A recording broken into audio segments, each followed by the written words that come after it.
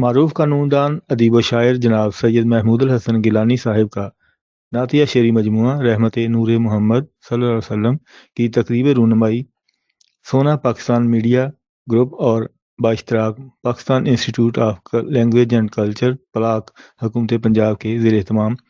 19 جنوری بروز اتوار دوپہر 1 بجے منعقد ہوا، جس میں صاحب کتاب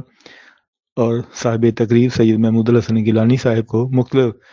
تنظیموں کی طرف سے سردار ادب کا تاج بھی پہنایا گیا،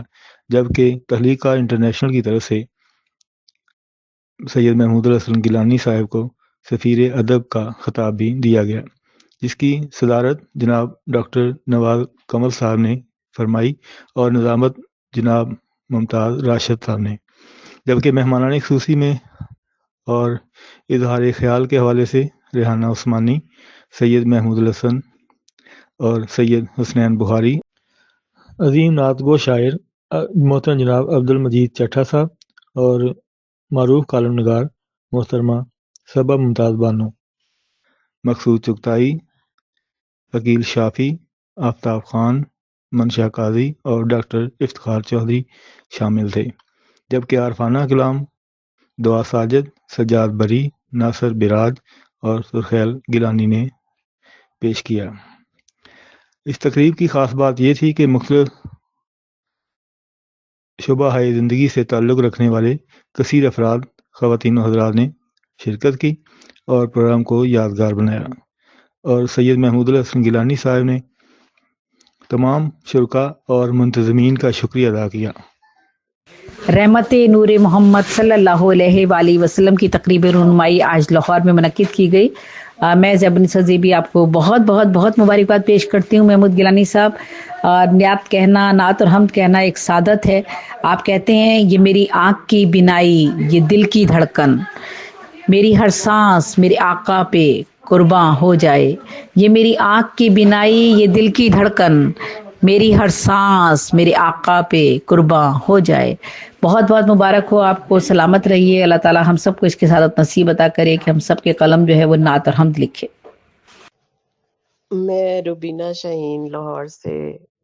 19 جنوری بروز اتوار دوپہر 1 بجے قذافی اسٹیڈیم پلاگ میں رحمت نور محمد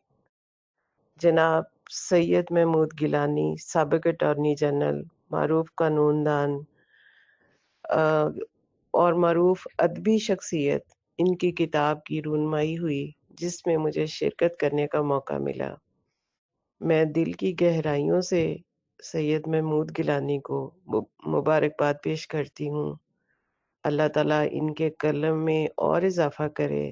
کیونکہ نعت ایک ایسی سعادت ہے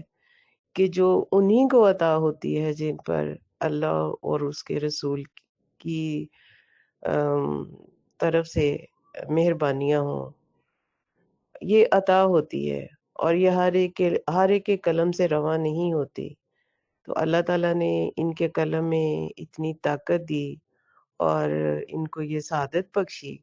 تو اللہ پاک ان کے اوپر اور زیادہ اپنی رحمتوں کا نزول کرے، اور یہ اسی طرح سے ادب کے میدان میں خدمت کرتے رہیں، اور اللہ تعالیٰ ان کو ان کی